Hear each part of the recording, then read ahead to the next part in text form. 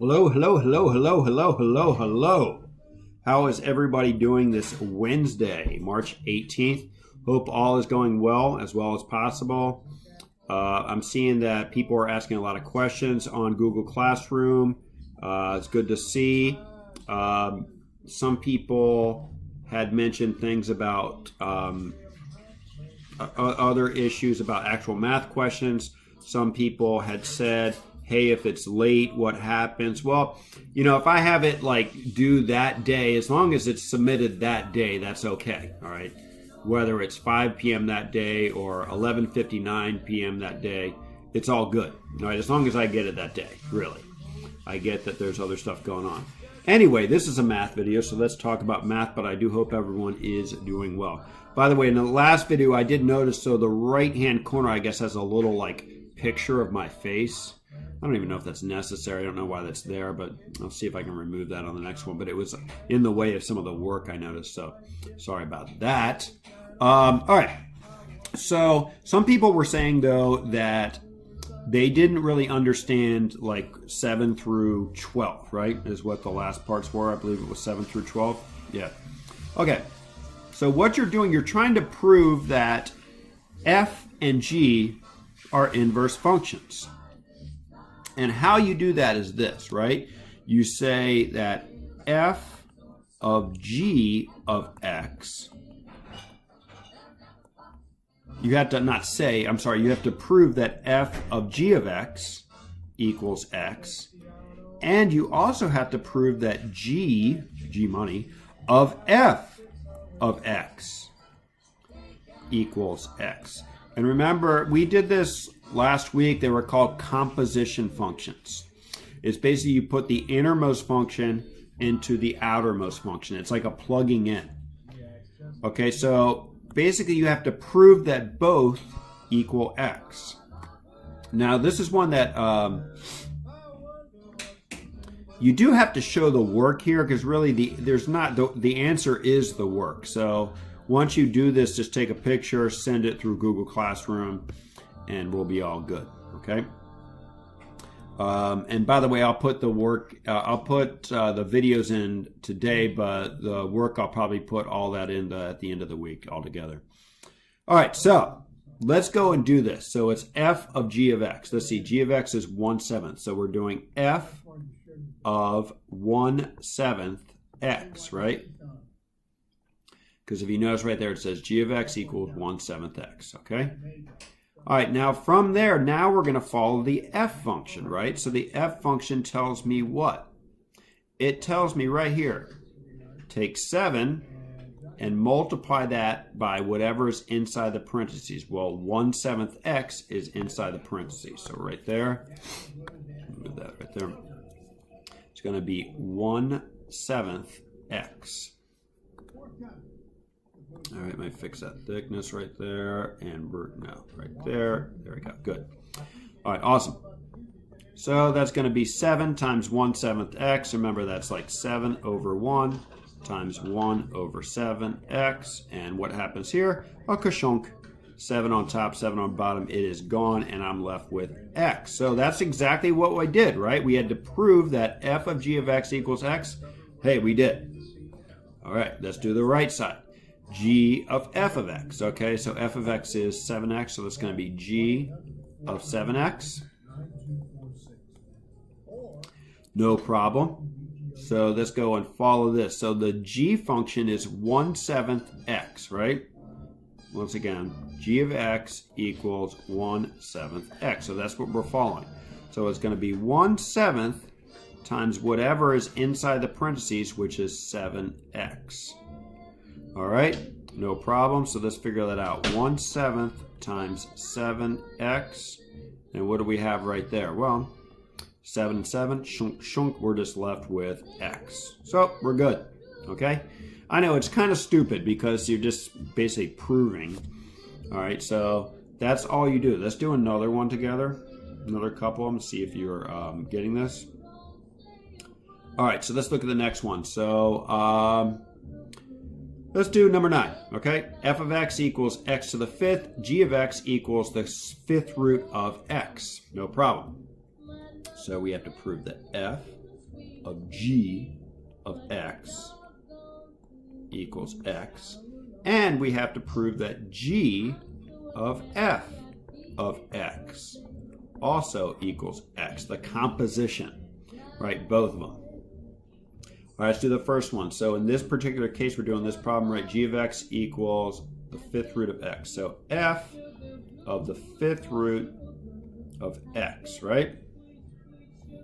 No problem. Let's see, what does that equal right here? So that's going to be f of x is x to the fifth. So they're saying whatever's in the parentheses to the fifth power, or what's in the parentheses, the fifth root of x.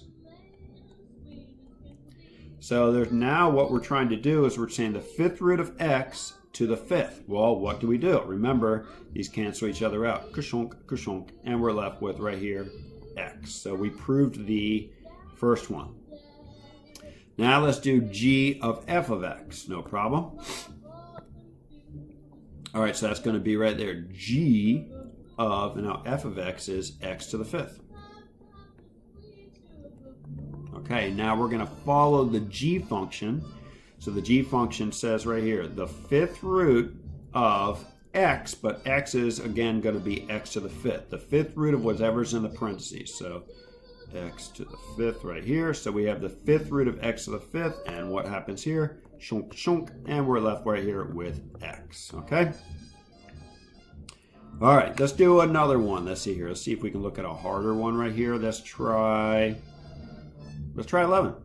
3 minus x is f of x. G of x is also 3 minus x, okay? Let's see here. Let's stretch this out so we have a little bit more room. Cool. Whoops, what happened here? Hang on. Go down. Sorry about that. There we go. Okay, so we have 3 minus x. F of x is 3 minus x. G of x is 3 minus x. All right, so let's do it. All right, let's try a different color right here. No problem. Let's try this one. Okay, so that's first f of g of x we want equal to x, and g of f of x we want equal to x, right? Okay, g of x is 3 minus x, so f of 3 minus x. No problem. So we're going to follow the f function. We'll just look, we're only looking at this guy right now, all right? We don't care about that anymore. So 3 minus, we're saying right here, 3 minus whatever is in the parentheses, which is 3 minus x. All right, no problem. That will equal right here.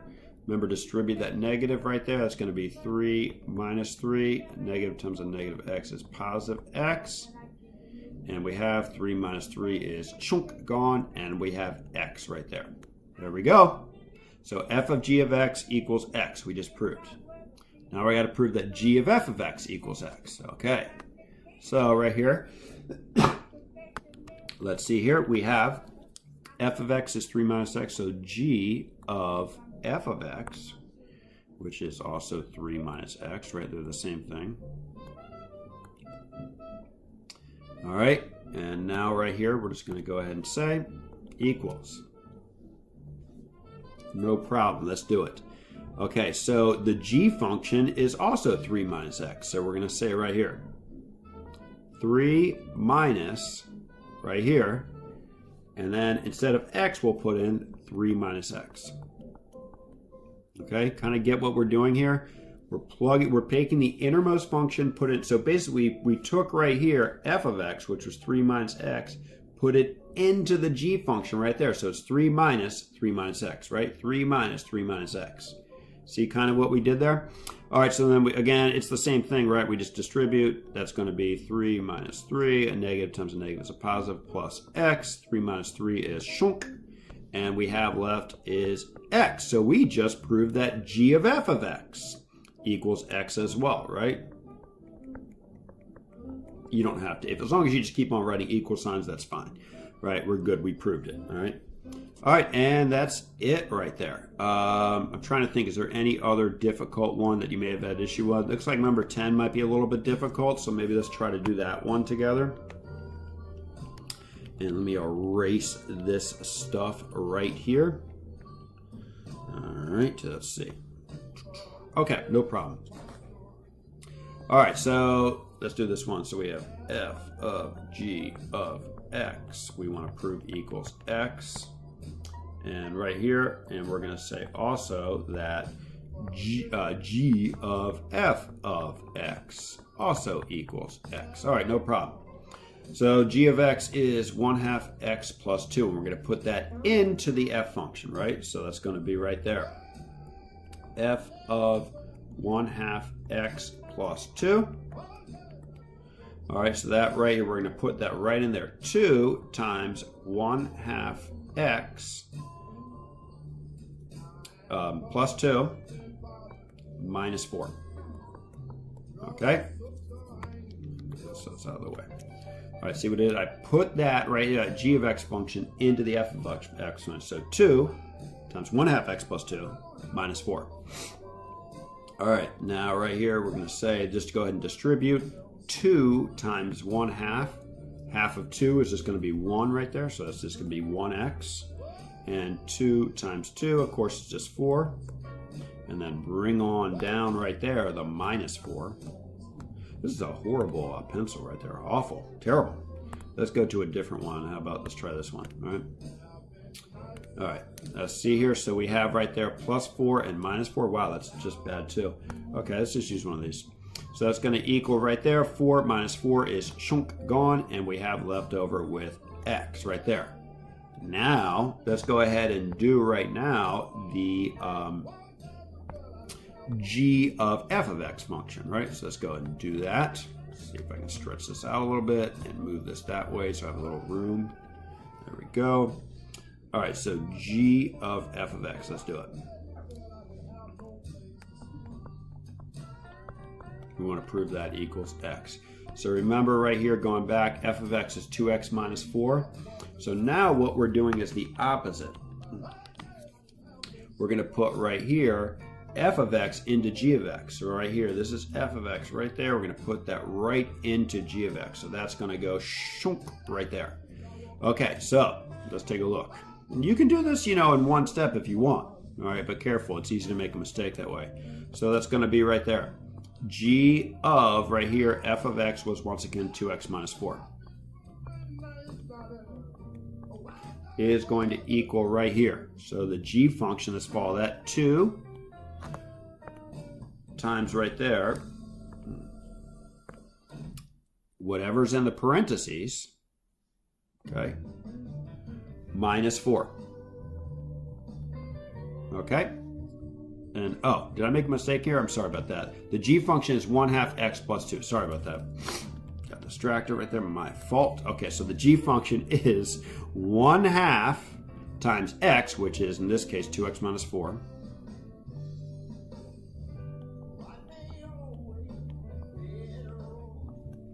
Okay, plus 2. All right, and I put that as a fraction because, right, if we distribute that, half of 2 of course, right here is just going to be 1. So that's going to be 1x. And then half of negative 4 is, of course, minus 2. And then we have plus 2 right there. So we're left with right there, negative 2 plus 2 is chunk gone, and we're left with x. All right, sorry about that mess up right there, but caught it, and we're good. So basically, that's all you're doing, just proving that f of g of x equals x. That's what we did right there. And then g of f of x equals x as well. Okay, so that's most of these problems right here. Just go ahead and finish up the other ones, and we will be all good. Hope everything is going well. See you later.